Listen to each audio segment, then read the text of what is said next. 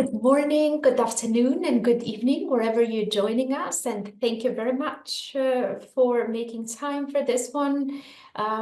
We continue our conversation on the labor's relationship to the question of migration and migrant workers and their responses. And today we are really honored to have with us Stephen Parfitt, who is an independent researcher and who is actually currently writing the global history of the Knights of Labour. Thanks so much, Stephen, for making time to join us. We will have some more participants joining. Please do add the country you're from right after your name. And if possible, please do your cameras, keep your cameras on. It helps to see some faces. Stephen, shall we first start directly with a question that kind of tries to bring the Knights of Labour to today's history? And in many ways, the context in which the Knights of Labour operated has quite a few parallels to the situation in the US today.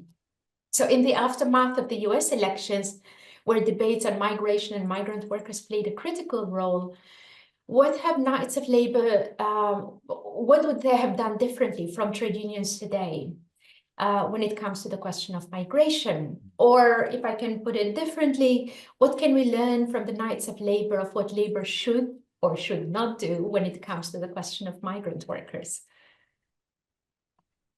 Okay, well, firstly, yeah, thank you very much for inviting me to be a part of this. It's been really enjoyable so far, and I'm sure the next hour will be equally, if not more enjoyable than that. Going directly to the question, I suppose, in a way, superficially, that if we just stick with the United States just for a moment, the situation is actually very, very similar.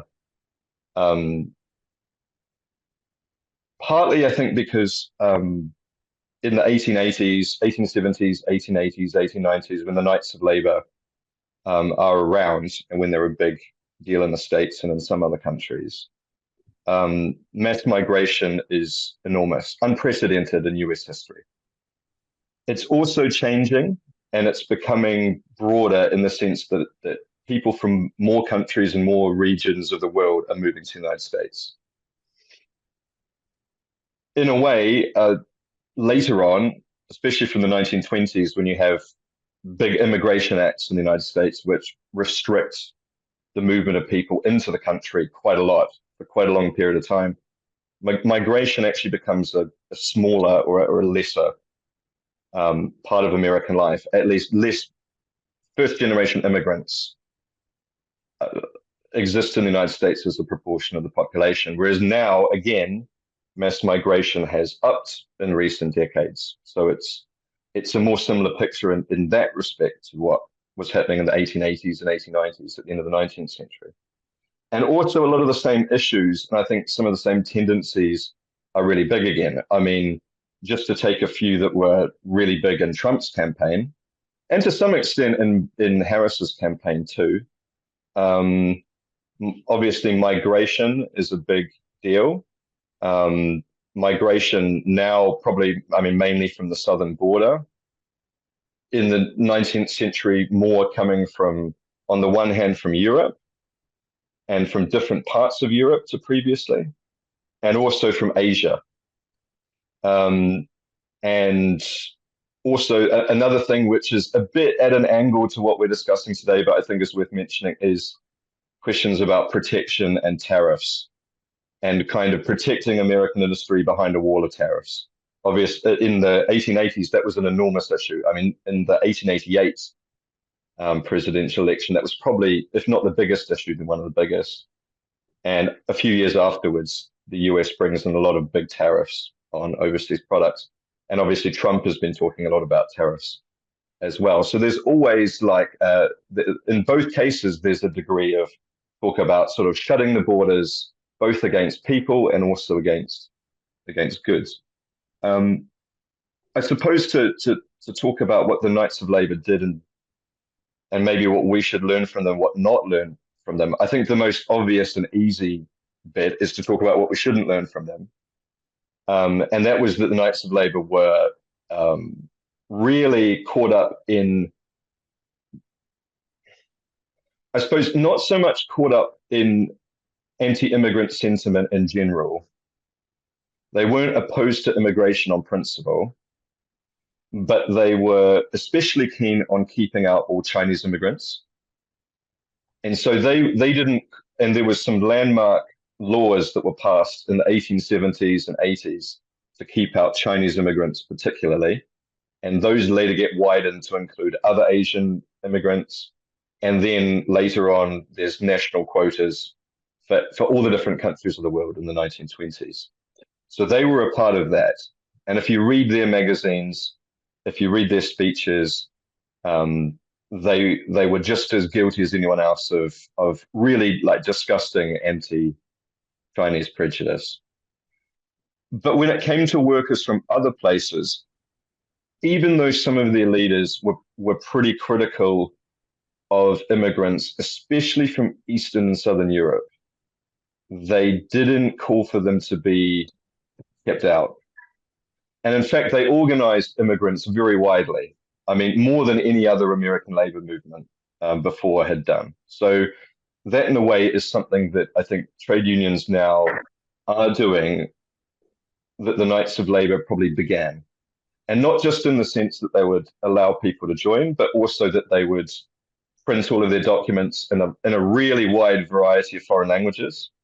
So they would try and meet these immigrants where they were, not just say, you have to learn English, you have to become Americans before we're going to deal with you. So those are things that the Knights of Labor did well. And I think that because they had a kind of vision that they didn't always live up to, of a kind of working class unity inside the United States, but also with workers in other countries, they did take steps to work on an international scale. And American trade unions had really never done that, or even really never thought about that.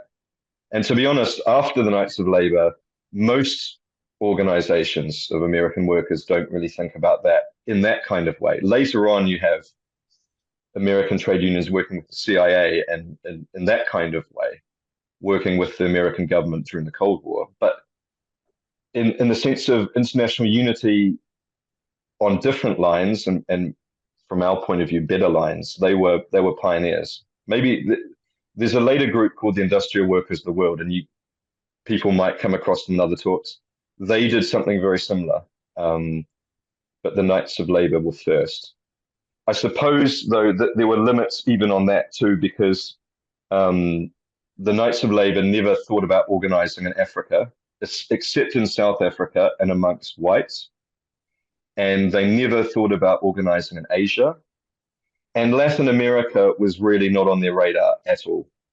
So they had a very limited conception of what international unity meant. It was basically North America plus Europe, plus the Australasian white colonies, plus Southern Africa. So what you had was, and I suppose you could defend that, or not defend it, but explain it in the sense that they were, those were the places where there was a large proportion of industrial workers then, whereas now the sort of industrial, or just the wider working class is really international. And I mean, that's happened in between when the Knights of Labor worked and now.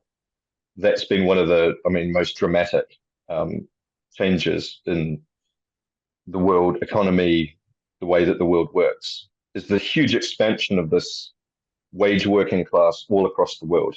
So maybe the Knights of Labor now, if they still existed, might have thought differently about that.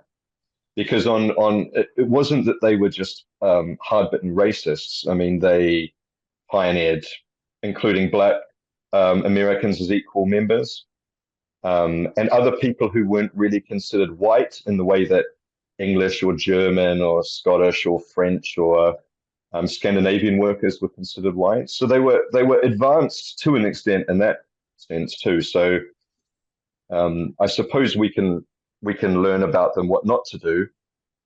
And I suppose in terms of Chinese workers, what to do in terms of including immigrants very readily.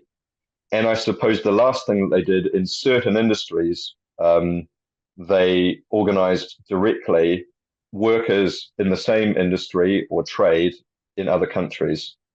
And that was partly because they wanted to regulate, not to stop those workers in, say, Belgium or England or Italy or Portugal from moving to the States at all, but it was to make sure that they didn't all come at once and basically be used in the way that they would see it as basically as strike breakers and union busters and so on.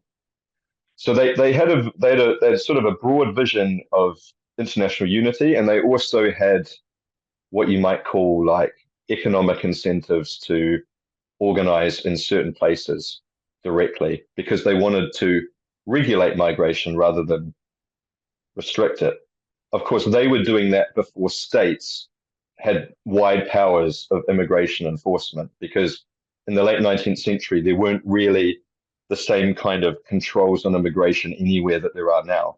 I mean, in a way, we live in a much more nation state dominated world than we did then in that respect.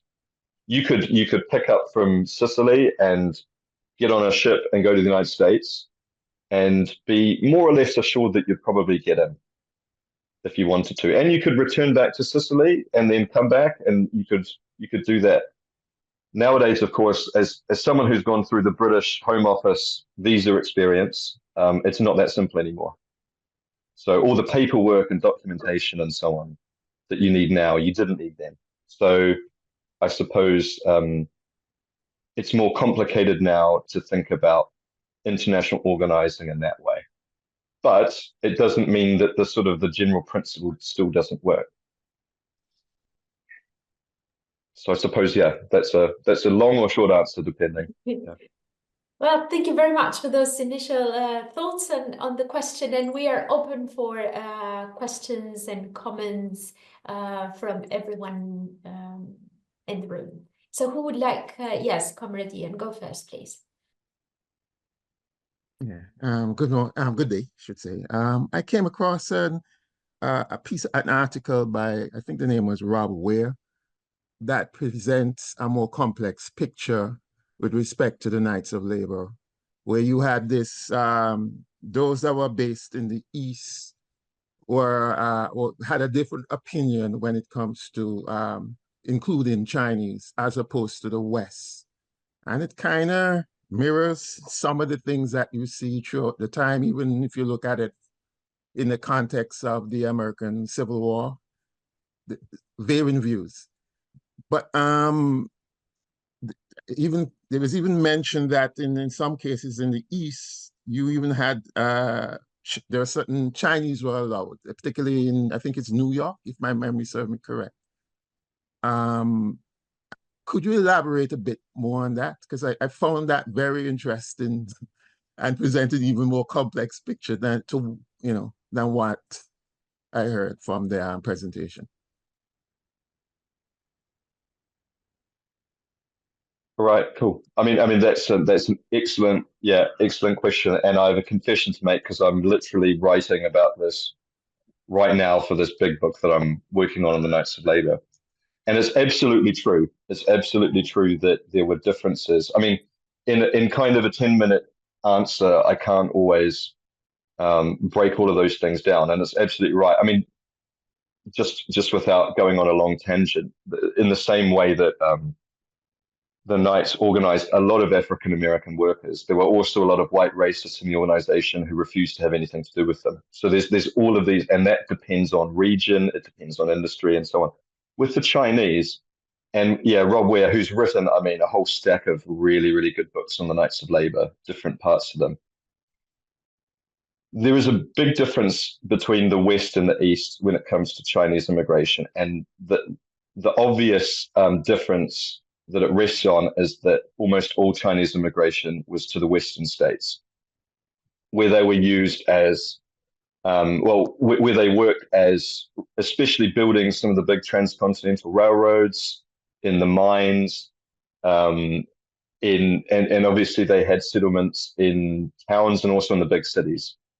In the East, there were far fewer Chinese immigrants, and it's true that the New York Knights did organize two assemblies, their branches of Chinese workers, but those assemblies were dissolved because the national leadership decided repeatedly at repeated conventions, they took this to a vote. Should we allow, we've decided initially we're going to not allow Chinese to join. Should we refuse that? And in other cases of other groups, especially with women and with African Americans, well, especially with women, what would happen is the National Convention would say, should we organize women? And they would either not have a vote on it or they just delay it till the next convention. And what would happen is the local branch would just organize the women into a branch and then come to the next convention and say, are you going to overturn this? And they would say, no, we're not going to overturn it. And therefore, they would decide to allow women. That didn't happen with Chinese workers. So these two branches get organized. At the next convention, they go along and they say, here we go, we've organized them already. They're paid up members of the Knights of Labour. They're doing, just like any other member, they're doing what Knights of Labour should be doing. And the convention says, no, we're not going to allow them to remain as members. So those assemblies get dissolved. And I think the reason is that, or there are lots of reasons, but firstly, the anti-Chinese prejudice was very widespread. And also, I think that the Western Knights led the discussion at a national level. So that even because the same New York Knights who organized Chinese assemblies sent African American delegates in very large numbers to national conventions where they desegregated theaters in Richmond, that's the most famous case, where they, and they even gave them prominent roles at the national convention.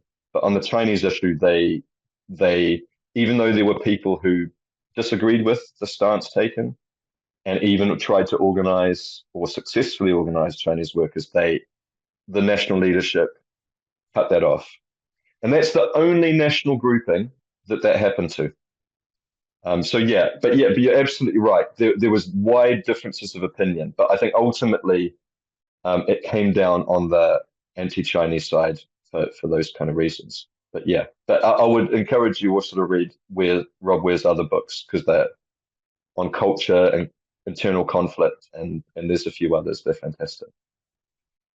Thanks very much for both the question and the response. So we take first Gifford, and then you can respond, Stephen, and then we take Comrade Fish.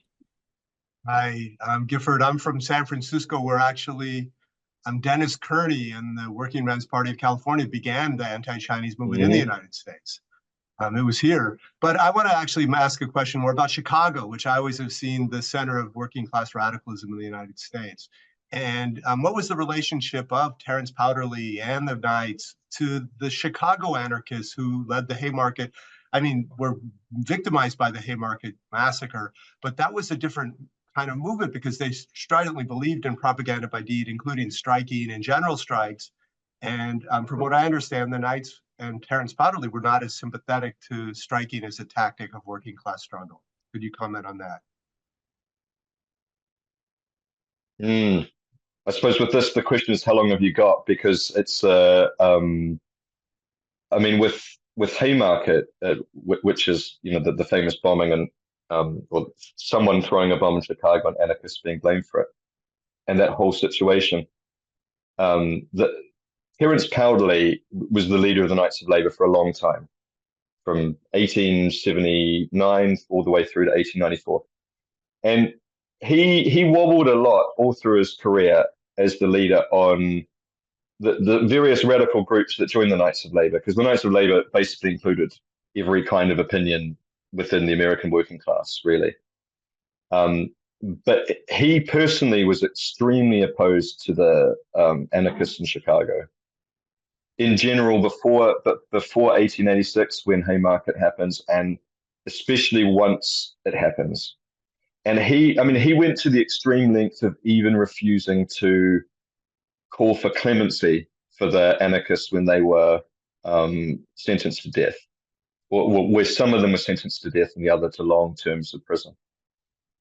But he was actually bitterly criticized within the Knights of Labour for that, because even on the rest of the labor movement, including people considered quite conservative, they were calling for clemency on the grounds that the trial hadn't been fair, that because the interesting thing about that trial is that a lot of the anarchists who were put to death were not even present when the bomb was thrown at police on the Haymarket Square. They were somewhere else. So they were done on a conspiracy charge, which was itself considered pretty dubious, I think, for good reasons.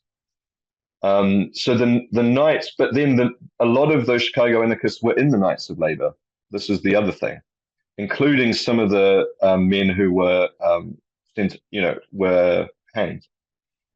So, and the Chicago Knights of Labor were a pretty various bunch. I mean, you had socialists and anarchists, and those two groups weren't really separate necessarily. There was a lot of overlap between them.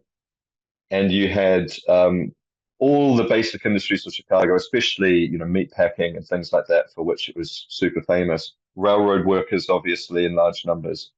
Lots of factories making agricultural, industrial equipment, things like that. So they had a very contradictory attitude towards and the anarchists. And the problem for the Knights of Labor was that event happens, the Haymarket bombing, happens at the exact point where their membership has suddenly become enormous, nearly 1 million members, depending on the estimates you choose to use, and where sorry, I've just lost my phone for a second, and where the employers are starting to strike back. And so Powderly's put in this awful situation. What do you do when you're already seem to be losing a bit of ground, and then this thing happens which you get blamed for, even though the Knights of Labor as an organization had nothing to do with it? Do you try and disown them and diffuse what you know is going to come next? Or do you support the people who've been convicted of this crime in the hope that you'll keep all your people together? And I think what Powderly does is he tries to disown them, and that just backfires really, really badly. And a lot of people leave the organization after that. I mean, the year or two after the Haymarket affair, I think, the organization, shrinks by 2/3. And not all of that is because of Powderly's leadership, but it's encouraged by it. A lot of people leave in disgust. Obviously, a lot of other people are leaving because they have a strike and it fails and they leave the organization, or for other reasons.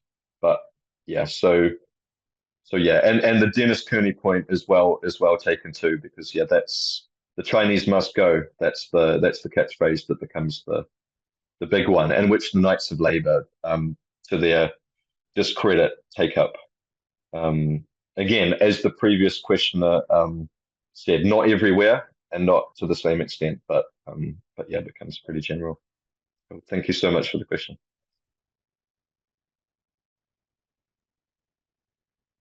Fish, please go ahead. Yes, thank you. This is Fish. I'm the regional coordinator for the International Domestic Workers Federation. Thank you so much for the sharing. First of all, I'm a union organizer for domestic workers. I'm from Hong Kong, born in Hong Kong and grew up in Hong Kong. And I may not have so much feeling or context, necessary information about the context in USA, but I'm reflecting my life being a union organizing domestic workers, including the migrant domestic workers and the immigrant.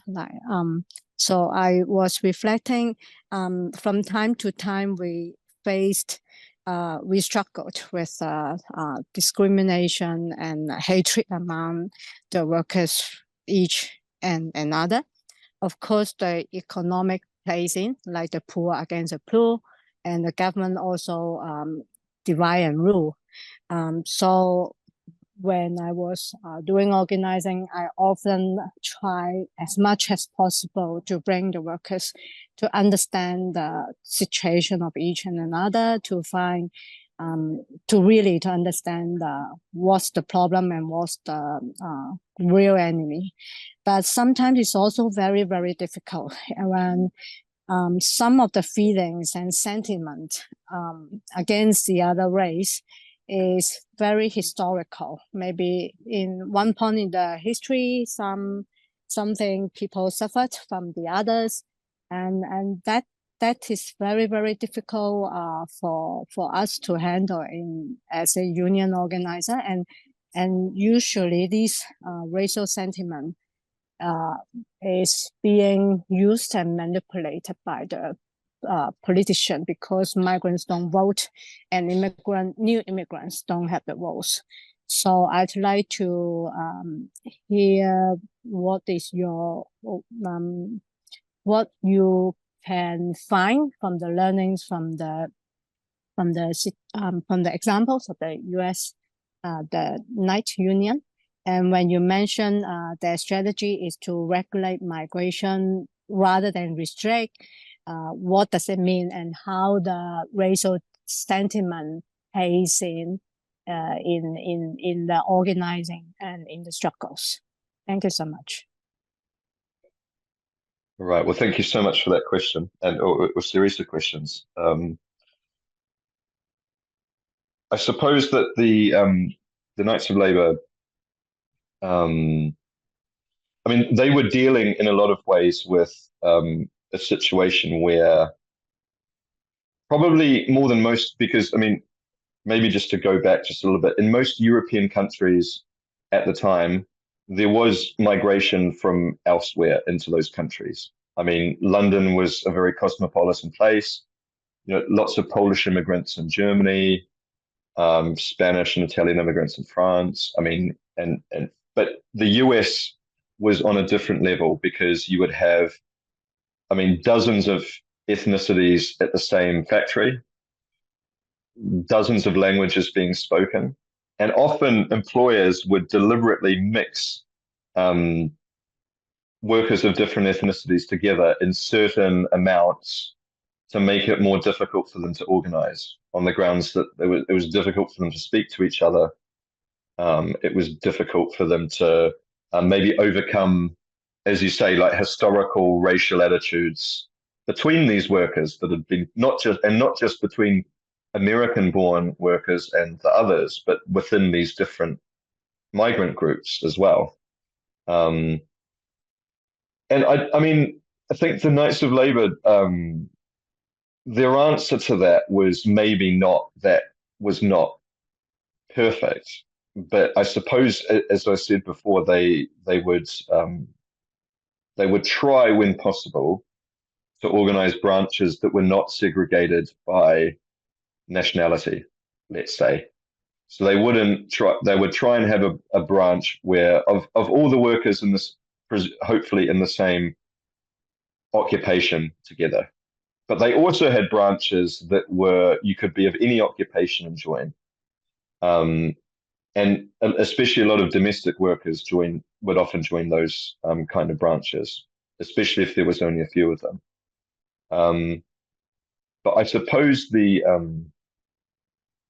I suppose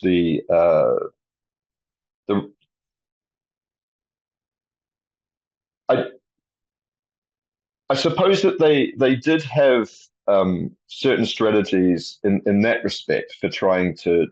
I mean, they talked a lot about brotherhood, and they also, because they were originally a kind of secret fraternal society, sort of like the Freemasons, where they had like rituals that they all did in common, and they had meetings where they did lots. So they spent a lot of time doing these rituals. Those rituals were partly meant to break down these kind of barriers. Now, I'm not sure that we could do that today. I think someone with an iPhone would record those rituals and everyone would start making fun of them, because some of them were a bit silly. But they were designed to try and overcome these kind of different ethnic, racial barriers. But at the same time, when it came to organizing, like, let's say, white and black workers, often the branches were segregated. So in that respect, they didn't really try and fight these prejudices. Often they would say, I suppose, it's too hard right now to fight them. Over time, we'll organize them separately, and in time they'll come together, which I don't think for us is a very satisfying lesson that we can take from that. So I suppose they struggled with the problems that you're talking about, but I don't think they really found solutions to them, except that they said, let's all organize together. And with a lot of immigrants from Europe, from different parts of Europe, they had a lot of success doing that. And I think it was because they organized widely. They had these shared rituals. They had meetings. They were very strong at building community organizations. They had libraries. They had like cooperative businesses that they ran together. Those kind of things. So those were the positive things that maybe we could take from them, but they're also quite hard to do. And I think especially if you're organizing domestic workers, it's not really easy to start a cooperative business, but maybe it is possible to have a shared space where they all meet regularly. And I think by meeting is where they were able to start to break down some of those prejudices. Just a shared space where they could go, where also where their employers didn't know that they were going. I think that was crucial for the Knights of Labour. They were quite secret because firstly, they knew that if they were too public, their employer would simply get rid of them, put them on a blacklist, would fire them for union membership. So a shared space where they could go and discuss things on an equal basis, that was probably a very simple thing, but something that they did quite effectively. So I suppose, yeah, they don't have that much to teach us in that respect, but maybe that's the main thing that they do. Thanks very much. And Fish put also some additional information about referring to dancing and drama as a common language in the meetings with the domestic workers, which come from East Thailand, Nepal, Indonesia, Philippines. Yeah, could I just say on that the Knights of Labour were really big on cultural events. They loved picnics, was their main way. Because this might also speak to it. So picnics were a way of getting all the workers together in one place to have fun together. They had a lot of dancing, often at meetings, a lot of singing, poetry readings. They put on plays. Often in a lot of small towns in the United States, the Knights of Labour Hall would be the main social space, as well as an organizing space. So they were quite strong in that kind of. Now they didn't have many competitors because that was before, a lot of the mass entertainments come on stream. And I know some historians have said basically the only reason people went to these events is because they couldn't go to the cinema or they couldn't, go to the baseball game or something. Although the Knights of Labour had a lot of baseball teams. So sport as well was a big part of the way that they built community. So you had a lot of Knights of Labour baseball teams or football teams or what have you. And yeah, a lot of dancing and drama as well. And Robert Ware's book, one of the earlier comrades mentioned Robert Ware, one of his books on the culture of the Knights of Labour goes into that a lot. So I could, maybe provide details after of that book. A lot of it's quite funny, but also quite inspiring in its own ways. Thank you. Any other question or comment? If not, Peter, yes, please. Just you need to unmute.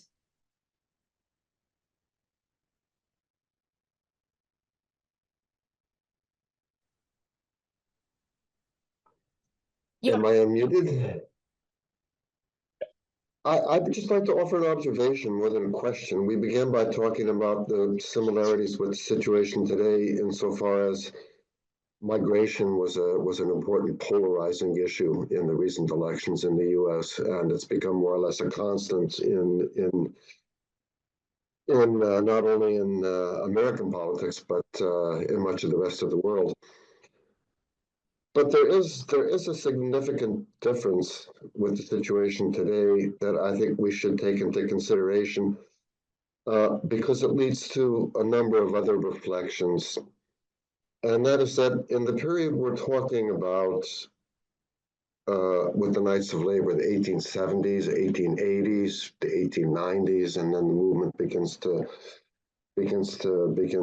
weaken and eventually die. You have, as Stephen said, unprecedented levels of migration to the United States, mostly from Europe. So it's essentially transatlantic migration. The Chinese, of course, are an exception, and there is some migration from other parts of the world, but it's principally across the Atlantic. But it's a period when this international migration is basically a process of forming a national working class and a national industrial economy, which has been noted was being built up behind tariff walls. And one of the many differences with today is that you have an international working class in the United States, but it's part of an international or a global economy, if you will. For example, and this is very different from the situation at the time of the Knights, something like 1/3 of all Mexican wage earners are working in the United States.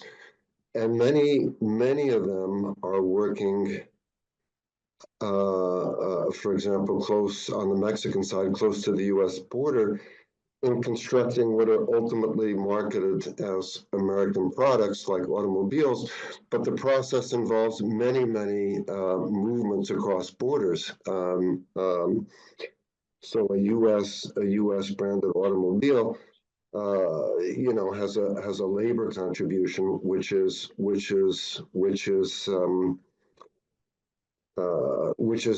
international. And that's a significant difference because you're dealing with in this earlier period with the Knights, the construction, even though there's this important international migratory input, but it's input into what is the construction of a national working class. And the process today is you have substantial migratory flows, but the economic unit is international. And I think that should change the way we think about migration. So I just offer that as an observation.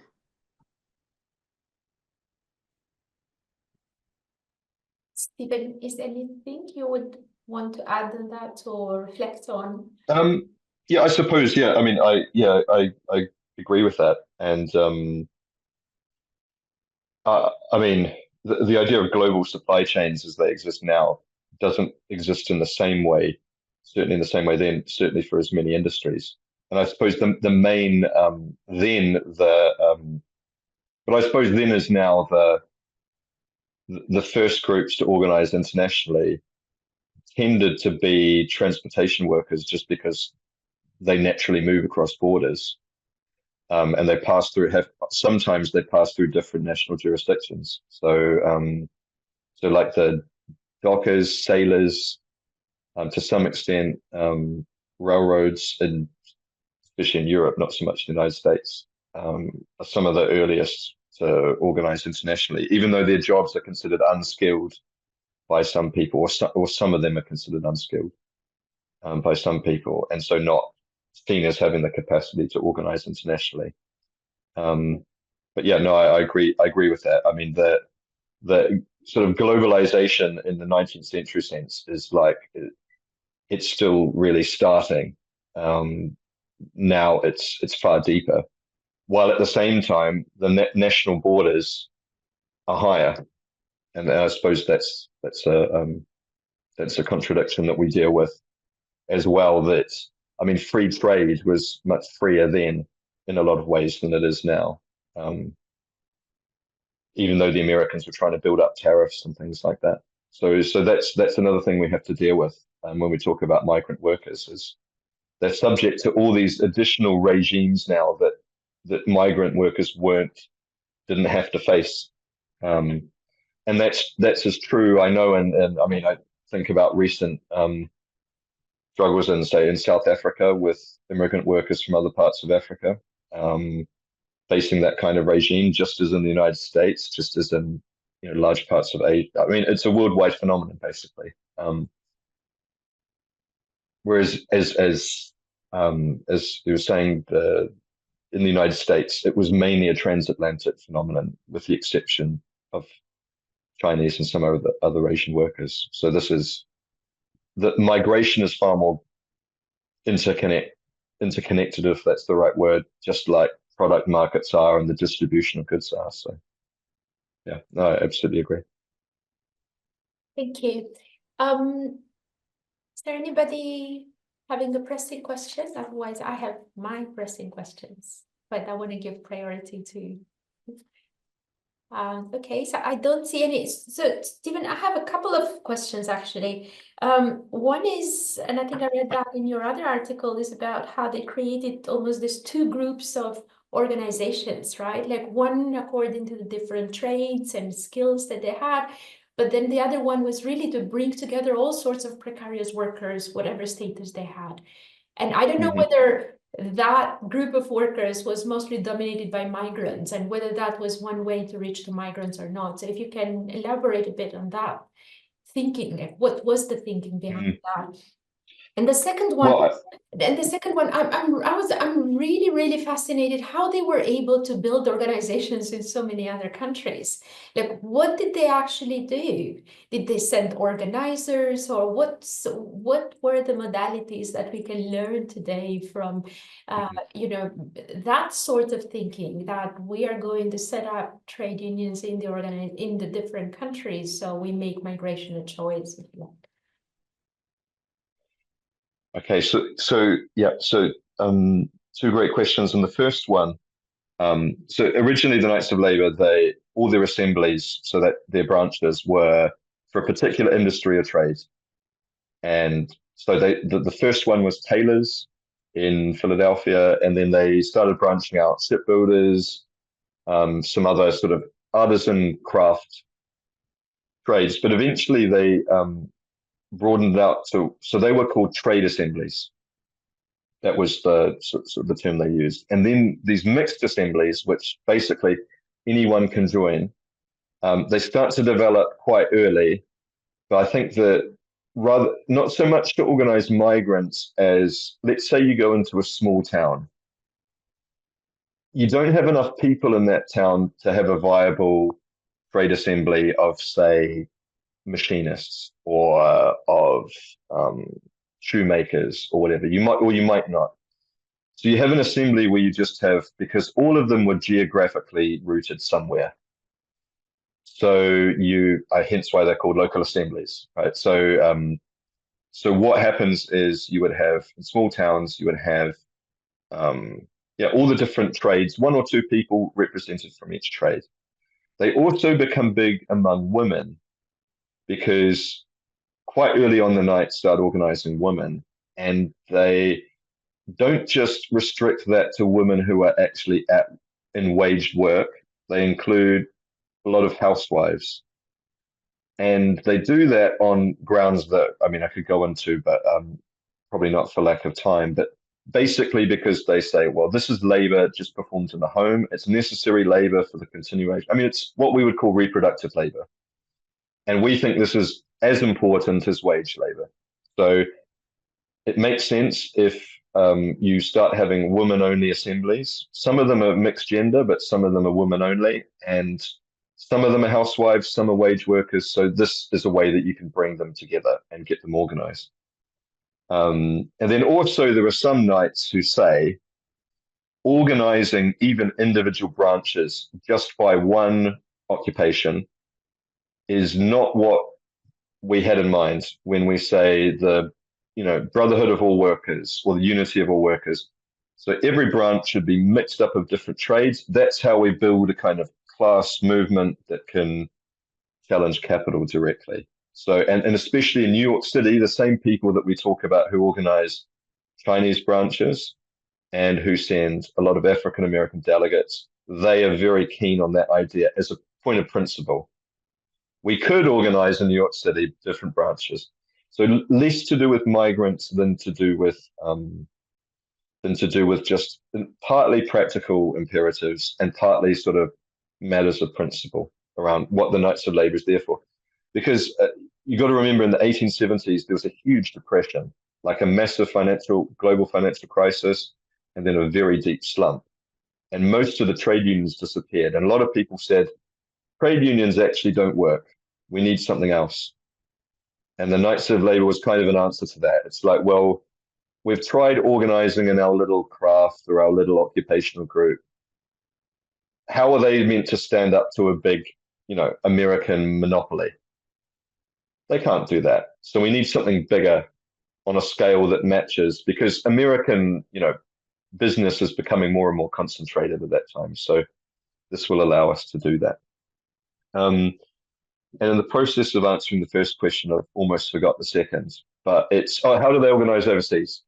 Sorry. So in the first instance, it was glass workers, window glass workers, who organized branches in England and Belgium for the reasons I said earlier, that we want to organize overseas, and we want to do that so we can regulate the movement of people into, and to answer an earlier comrade's question, if I forgot to answer, regulation meant kind of, if there were vacancies that couldn't be filled in the US, the idea was we get that number of people who were union members from abroad, and they fill the vacancies.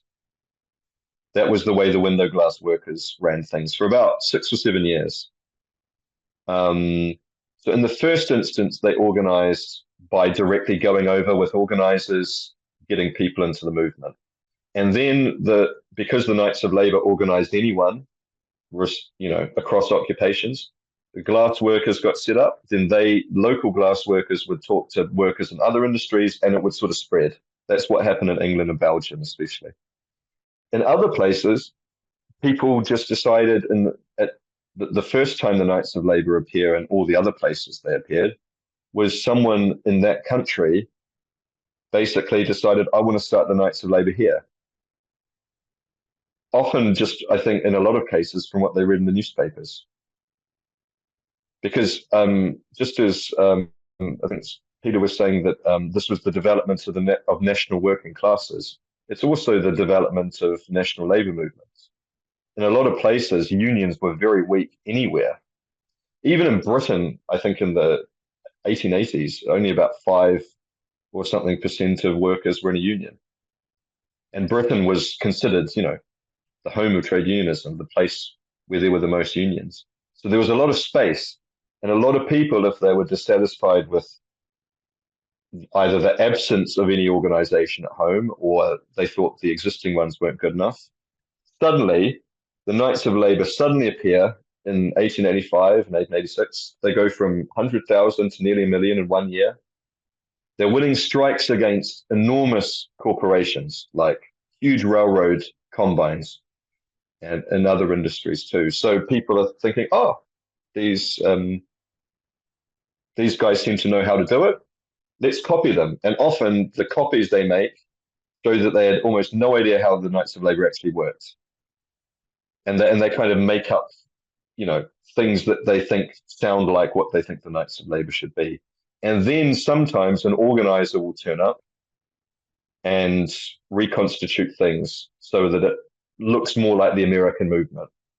But in say, just to throw, like Italy, South Africa, New Zealand, Australia, and even in parts of England, the Knights of Labour start with no interference or connection to the Americans at all, or to other local Knights of Labour. Someone thinks this is a great name, we'll try and copy what they're doing, and then they go ahead and do it. So, and sometimes they'll write a letter to the Americans afterwards, usually asking for money and for a bit of help in getting closer, conforming to how the Americans do things. So, I mean, I don't know to the extent to which that's really, that could really work now. I suppose it might be in the sense that if there's a big victory in one country, other people are going to maybe think about in other countries will think about adopting the tactics or that they think was successful in that case. But I think the day, I mean, certainly I don't think there's going to be a group like the Knights of Labour who will spread from country to country. I think now we're much more thinking about the alliance of different national groups as opposed to one single group that just, encompasses lots of different countries. And I think in a way, given the history of imperialism, it's probably better not to try that either. I mean, I don't think American unions organizing their own branches in, say, Mexico or Peru or Nigeria or Thailand is a good idea anyway, because of course national conditions are different. And the Knights of Labour, when they expanded, they became very different in all the countries because they had to adapt to local conditions to survive. And if they didn't survive. So. Well, thank you very much. We get Ale and to Comrade Isis from Peru. Please do write your question in Spanish and we will translate it on this end. I'm not quite sure I understand the question in the chat box, but Ale, you go first. Thank you. I think I will take some of the Isis comments too, so that we can talk about that too. She is speaking about collective bargaining and the thing that the Knights of Labour that you mentioned in the video lecture, that they tried this kind of arbitrage between the workers and the employers, and that they got to many labor rights because of the strikes and what they this direct action that they took. But then you mentioned that in the 1880s they started to fall. And I know this has not a particular connection with migration, but I think that what you described there as the way employers reacted and tried to weaken the labor association and the Knights of Labour in particular is more or less what's happening now. So I felt there was a strong connection, and I wanted to know why you think this movement failed to really get this collective bargaining work to be really an action for everyone, or if they managed to get it. But why? What's the relation between? Sorry, I am thinking out loud. But what's the relation between this collective bargaining proposal they had and their weakness and the fall of the Knights of Labour in the 1880s? Well, I suppose that, I mean, the Knights of Labour were very keen on collective bargaining, but employers, by and large, weren't. And in a way, this was one of the central problems that especially the leaders had, because the leaders of the Knights of Labour were very keen on the idea that they called it arbitration, but they didn't mean it in the way that we usually think of it. I mean, they just meant negotiating with managers directly, coming to what we would think is collective bargaining, but just strictly between capital and labor. But the problem is that and they really didn't like strikes, because in the 1870s, again, during this long depression, this long slump, virtually every strike failed, and it left the workers, it destroyed, the unions didn't survive the end of the strike. So they thought, if we can avoid having strikes and instead move to negotiations as an alternative, that would be great. But the problem is that American employers then there were some exceptions to this, but most were not at all willing to meet with their workers at all, and certainly not with outside representatives, as they would see it, union negotiators and organizers. So what they had to do, so you had to go on strike simply to get union recognition. That was often, really often the case. Or you would be locked out the moment that you demanded union recognition, and the leaders would be blacklisted.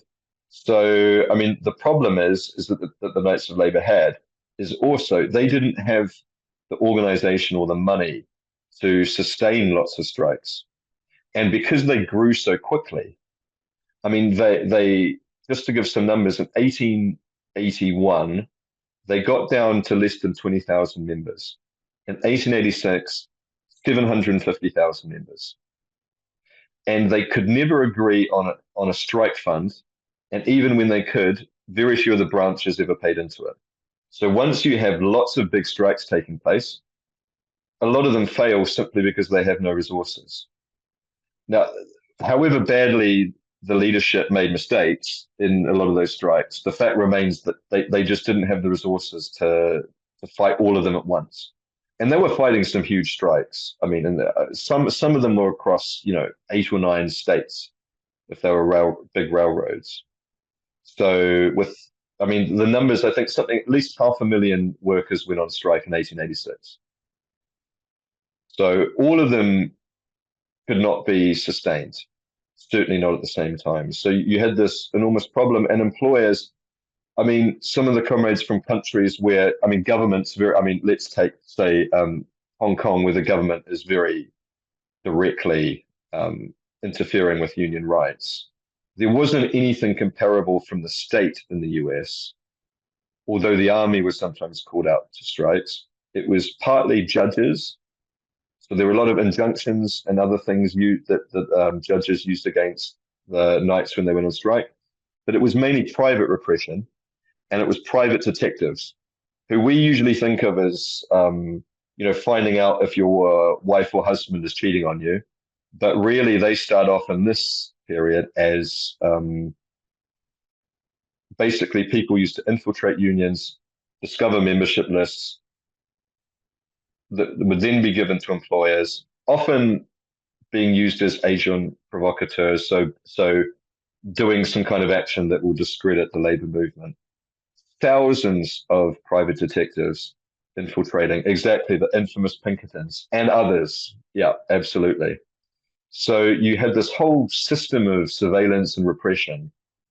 And that system of surveillance and repression actually gets kind of, instead of being privatized, it gets made public, because the FBI begins largely as from the personnel of these guys who were going around breaking strikes and spying on unions. So the Knights of Labor had an enormous uphill battle. Firstly, they didn't have the resources to fight the battles, and a lot of their members went on strike and then joined the Knights of Labor. Not the other way around. So the leadership always had the problem that, okay, people are joining because they think, if you're a worker on strike, you think this organization's huge. Of course it has the resources to help you, both in terms of money and in terms of, sympathy strikes that other workers might do. So they go on strike because they get a wage cut or whatever the cause is. Then they join the Knights of Labor, only to find, once they're 6 weeks into a dispute, that the organization isn't going to give them any money. So you have this, the Knights of Labor, if you plotted a graph of their membership, it goes from very low and then it suddenly goes right up, and then it jumps down very, very quickly again. Partly, for these reasons. There's lots of others as well. They also had fights with other unions, which didn't help. They had a lot of splits and factional battles within the movement itself, which didn't help. But I think it was just employers were very ruthless. And usually the Knights, when they won strikes, it was because it was kind of a surprise attack, and often a spontaneous walkout that wins quickly. And then the employers regroup, and often the successful strike then becomes a defeated one, or it becomes a lockout that the workers lose in lots and lots of cases, big and small. So, in a way, it was the problem of such enormous growth. And the Knights of Labor, the Terence Powderly, to go back to him, he not only did he not like strikes, at the time when the Knights of Labor were growing exponentially, they were growing very quickly, he said, we're going to halt all organizing for 40 days on the grounds that we're growing too quickly. The people joining don't have any idea what we're about. They don't know what the Knights of Labor means. And usually they're just joining in order to get strike pay if they can. So for 40 days, when there's enormous strikes happening, when there's often pitched battles in the streets, there's armed police and private detectives on one side. The strikers are on the other side. Often they've got guns too, thanks to the Second Amendment of the Constitution. You have people, you often have gun battles between strikers and the company guards. In the middle of all that, the leadership says no one can join for 40 days. I mean, I'm not. There must be other examples of that, but I don't know how many other trade union leaders would ever say no one can join us for 40 days at the time when we're growing.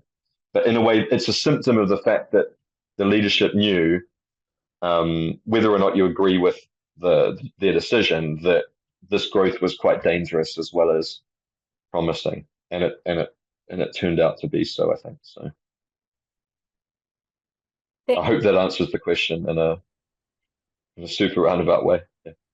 Thank you so much, Stephen. I don't see any other hand. Oh, Peter, did you put your hand up, or yeah? You muted. Yeah, I just wanted to add something to what Stephen has said, and to answer in part Ale's question. It's the United States in this period is distinguished by this very high level of privatized violence, as well as a state which is willing to use the army and the National Guard to suppress workers' movements and other forms of popular protest. But the situation is not terribly different elsewhere. This is a period when the labor movement is growing, but its progress is like this. It's many years before unions anywhere develop sufficient strength to consistently win strikes.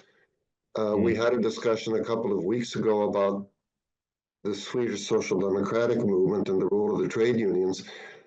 The unions in Sweden, the blue-collar union, called a general strike in 1909, which involved some 300,000 workers. And the response was a massive employer lockout, and basically the strike was defeated. And it took the Swedes, who, as we learned, were exceptionally well organized and well rooted in not only in the workplaces, but in local communities, something like a decade and a half, maybe 20 years, to rebuild their membership to the level of 1909. So, we're looking at a period when it's unusual for major strikes to be won and for those gains to be maintained for any period of time, right up until the First World War. And it's certainly true, Ali, in Argentina. Violent struggles, the unions are typically losing. Yeah, and they lose consistently through the 1920s and 30s. You get to the 1930s with the Depression, and union membership is at a 30-year low point. So it's just to say, I think it's helpful to put these developments in the U.S. in global perspective. You say, why was the union defeated? It's a period when the labor movement is generally rising and growing in various forms, but its progress is hugely uneven, and the institutionalization of labor rights and trade union rights is something which comes much later. So just to put this in global context. And if I can just add something to that, I think it also partly explains the point I made earlier, in the sense that the fact that the Knights of Labour actually did win some big strikes is a large reason why people in other parts of the world thought maybe this could work here. I mean, that's definitely part of the picture too, because even though, as Peter says, the Knights of Labour are ultimately unsuccessful, the fact that they win large battles, I mean, because they took on some of the biggest companies in the United States of the day, and in some cases won. and it's not that record hasn't necessarily been improved on that much by later movements. So yeah, there's that as well.